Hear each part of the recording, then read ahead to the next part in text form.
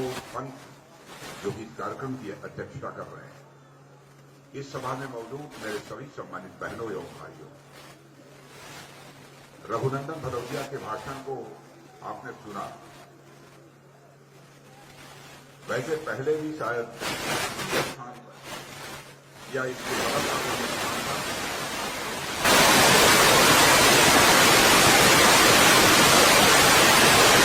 रघुनंदन भदौरिया जी यहां के भारतीय जनता पार्टी के प्रत्याशी थे। एक बार तो उत्तर प्रदेश विधानसभा में भेजकर आपने इन्हें सेवा करने का अवसर दिया था, लेकिन उसके बाद फिर सेवा का अवसर नहीं मिल पाया। भारतीय जनता पार्टी ने बहुत सोच विचार करने के बाद यह फैसला किया कि रघुनंदन भदौरिया एक ऐसे शख्स हैं जो कि उत्तर प्रदेश के विधानसभा में भी अपने क्षेत्र की समस्याओं को बहुत ही प्रभावी तरीके से उठाने का काम करते हैं। इसलिए रघुनंदन भदौरिया को फिर से विधानसभा में भेजा जाता है। वैसे शरीर से भी मजबूत हैं, और साथ ही साथ बोलने में तो आपने सुना ही इनका कोई जवाब नहीं है। जहां कहीं गड़बड़ होता है उसके ऊपर टूट पड़ते हैं। यह है रघुनंदन भदौरिया का स्वभाव। और मैं बहनों भाइयों यह बतलाना चाहूंगा कि अभी 2 चरणों के चुनाव संपन्न हुए। अनुमान यह लगाया जा रहा है कि 113 सीटों पर उत्तर प्रदेश में विधानसभा का चुनाव संपन्न हो चुका है।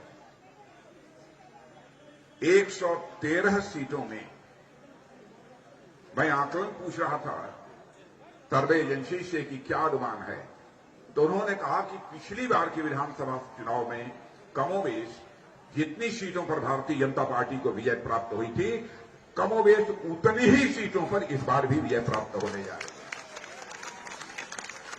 2 चरणों का चुनाव संपन्न होने से यह बात पूरी तरह से अब साफ हो गई है कि स्पष्ट बहुमत के साथ उत्तर प्रदेश में फिर से सरकार बनने जा रही है। प्रदेश सरकार ने कितना काम किया है, कितना काम नहीं किया है, मुझसे बेहतर आप जानते हैं।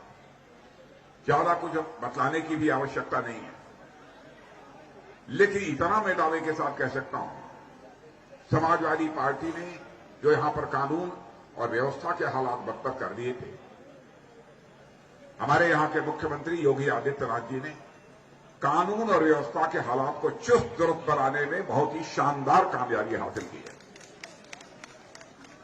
गुंडे और बदमाशों के हौसले पस्त हो गए।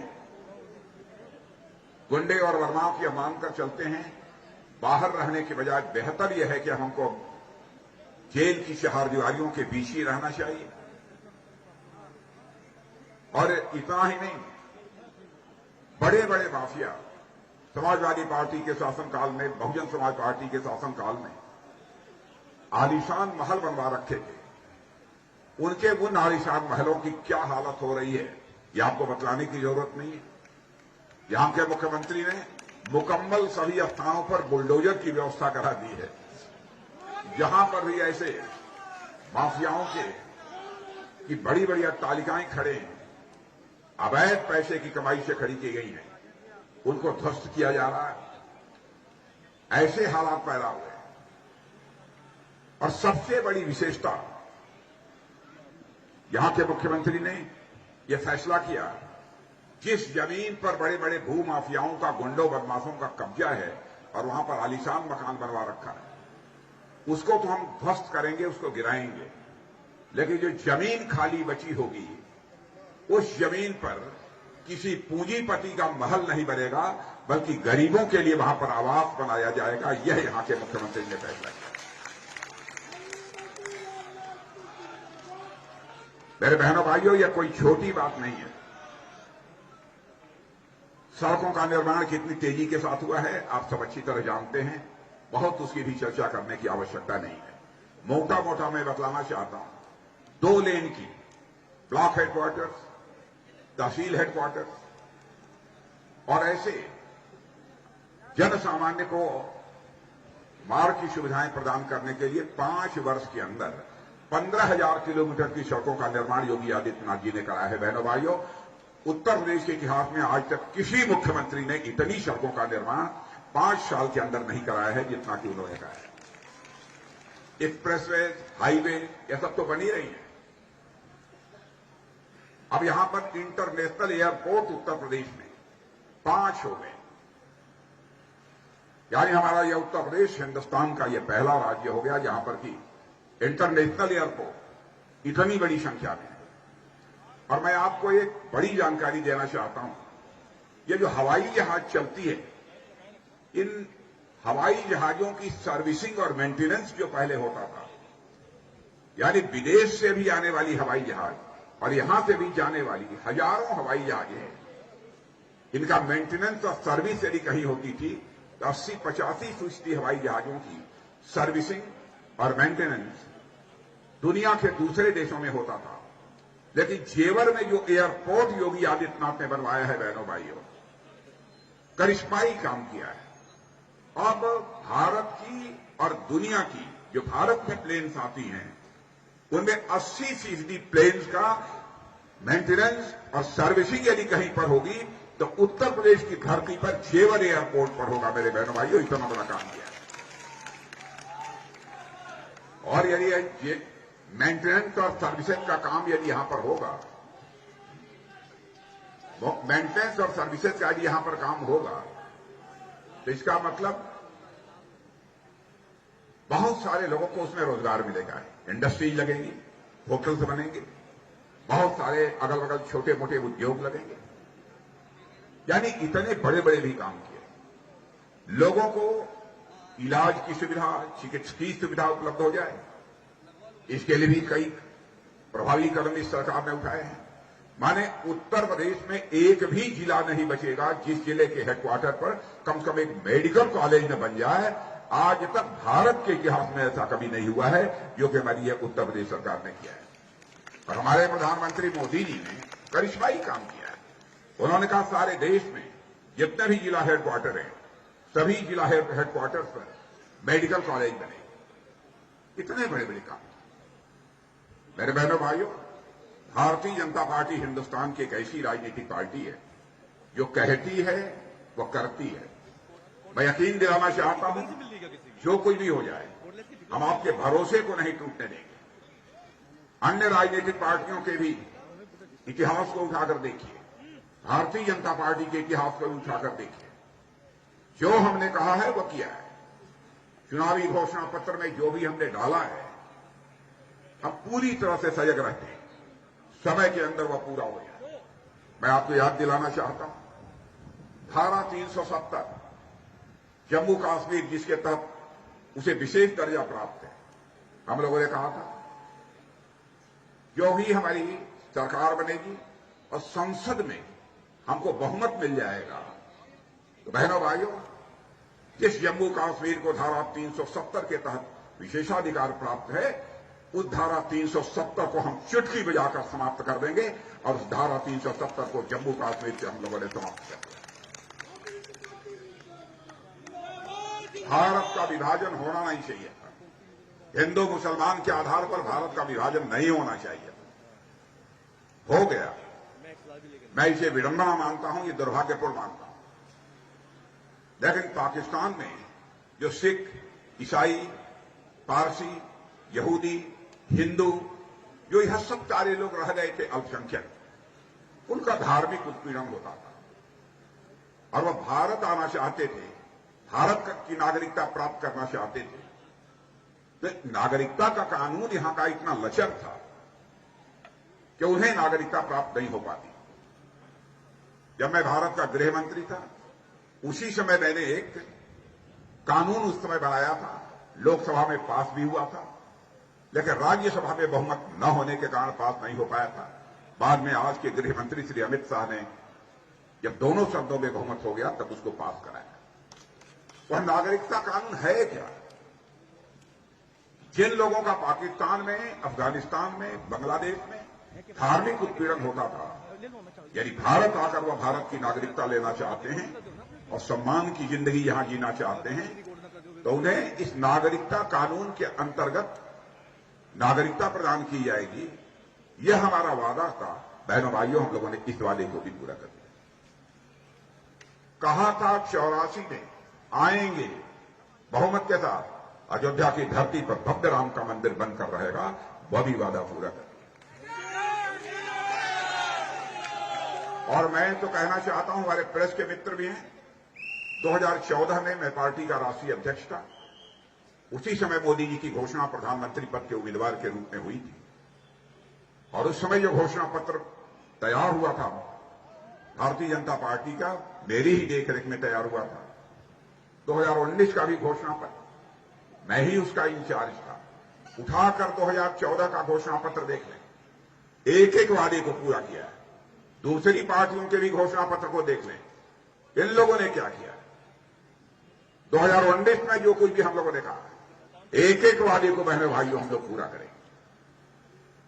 हम विश्वास का संकट भारत की राजनीति में किसी भी सूरत में पैदा नहीं होने।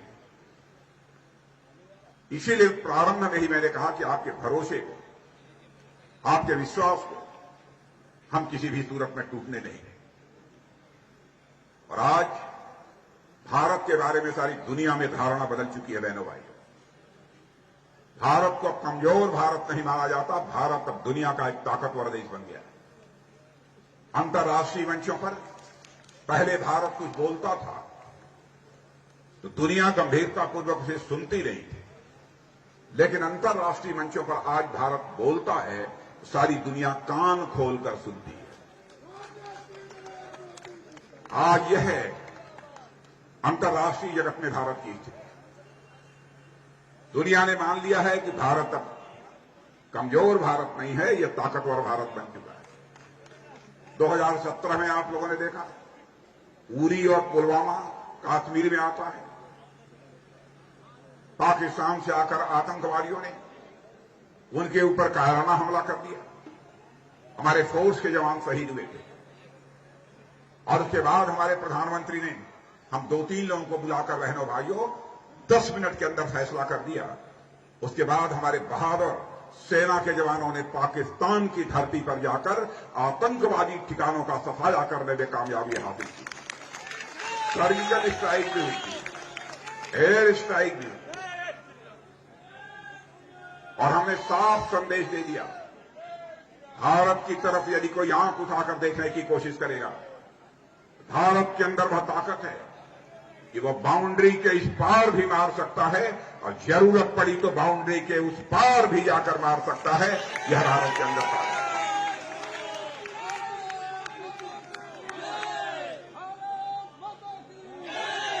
गलवान के अंदर भी हमारे बहादुर जवानों ने, जिस समय चीन और भारत के बीच संघर्ष हुआ, जो करिश्माई काम किया है बहनों भाई, उसकी जितनी भी सराहना की जाए वह कम है।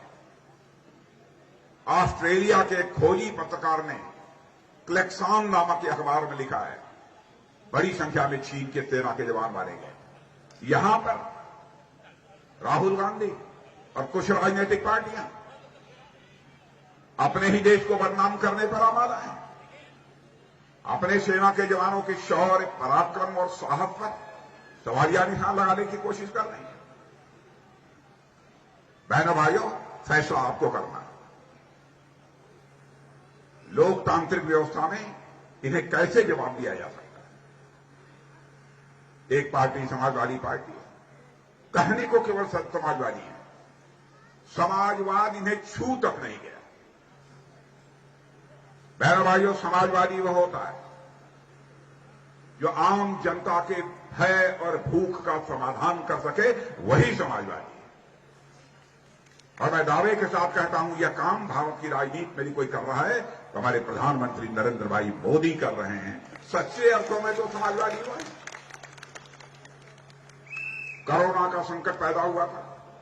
कोरोना के संकट पैदा होने के बाद जब बड़ी संख्या में लोग बेरोजगार हो गए, लॉकडाउन होने के कारण जब सारे काम बंद हो गए, तब उस समय उन लोगों की चिंता करने का काम कि कोई भूख से न मरने पाए, हमारे प्रधानमंत्री ने किया। और आज 80 करोड़ लोगों को भारत के अंतर्गत, मेरे बहनों भाइयों, महीनों में 2-2 बार मुफ्त राशन मुहैया कराया जा रहा है, मुफ्त राशन मुहैया कराया जा रहा है। दुनिया के किसी देश में यह देखने को नहीं मिलेगा जो कि भारत की हमारी सरकार ने किया है, हमारे प्रधानमंत्री ने किया है। क्या आप यह कल्पना कर सकते थे आयुष्मान भारत की योजना लागू होगी? आपको अंदाज नहीं है, पता नहीं आप लोगों में कुछ लोगों के पास आयुष्मान भारत कार्ड है कि नहीं है, मैं नहीं जानता हूं। रघुनंदन भदौरिया, इस चीज को सुनिश्चित करिए कि आप विधायक बनने के बाद जितने यहां पर गरीब और मध्यम वर्गीय लोग हैं, सबके हाथों में आयुष्मान भारत का कार्ड होना चाहिए, सबके हाथों में आयुष्मान भारत का कार्ड होना चाहिए।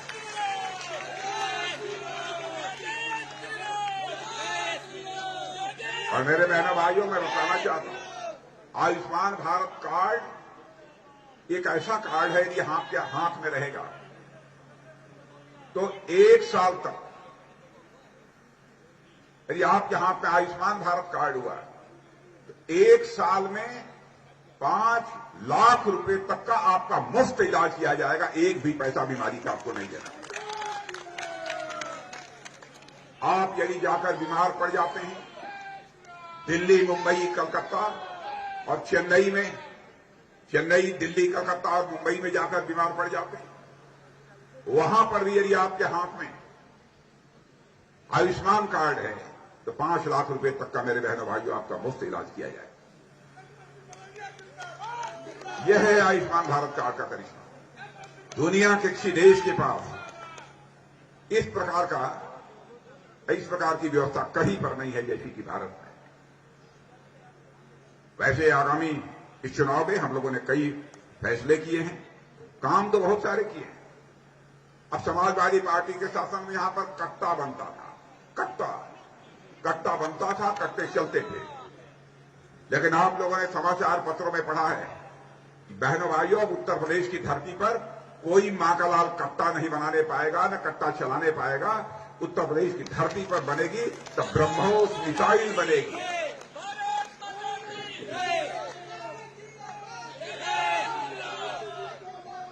उत्तर प्रदेश की धरती पर ब्रह्मोस मिसाइल बनेगी। उसका शिलान्यास मैंने स्वयं किया है। AK-203 राइफल बनेगी और मिसाइल ब्रह्मोस, आपको जानकारी होगी, कानपुर में बैठे बैठे 400 से लेकर 800 किलोमीटर दूरी तक आप मिसाइल से मार कर सकते हैं अपने दुश्मन को। यह ताकत होती है ब्रह्मोस मिसाइल की।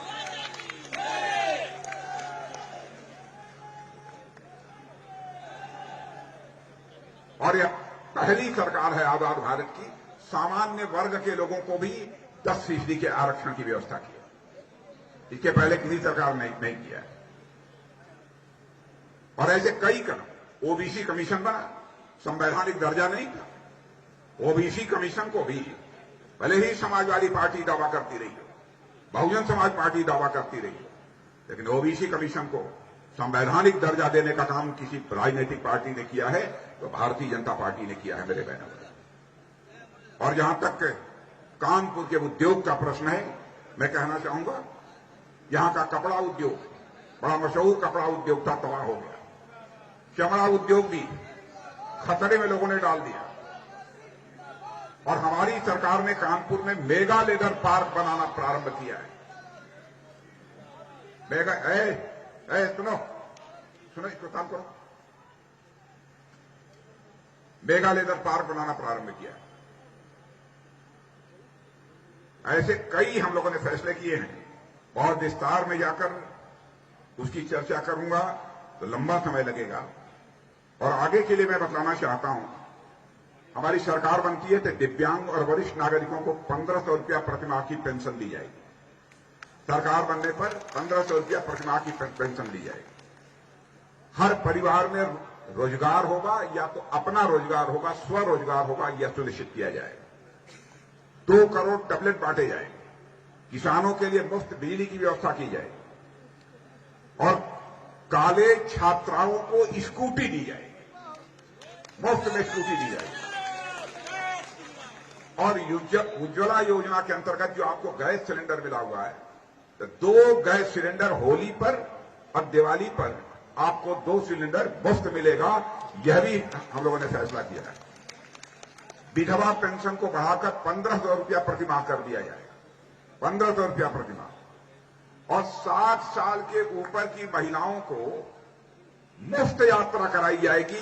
एक भी पैसा 60 वर्ष के ऊपर की महिलाओं से नहीं लिया जाएगा। ऐसे ही कई फैसले हम लोगों ने लिए हैं अपनी सरकार बनने के बाद, इसे हम करेंगे।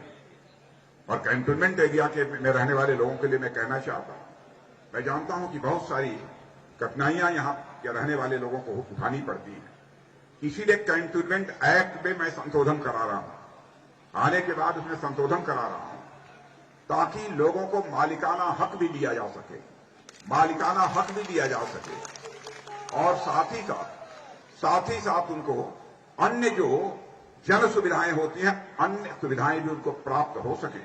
इसी के अनुरूप कैंटोनमेंट एक्ट में संशोधन प्रस्तावित है।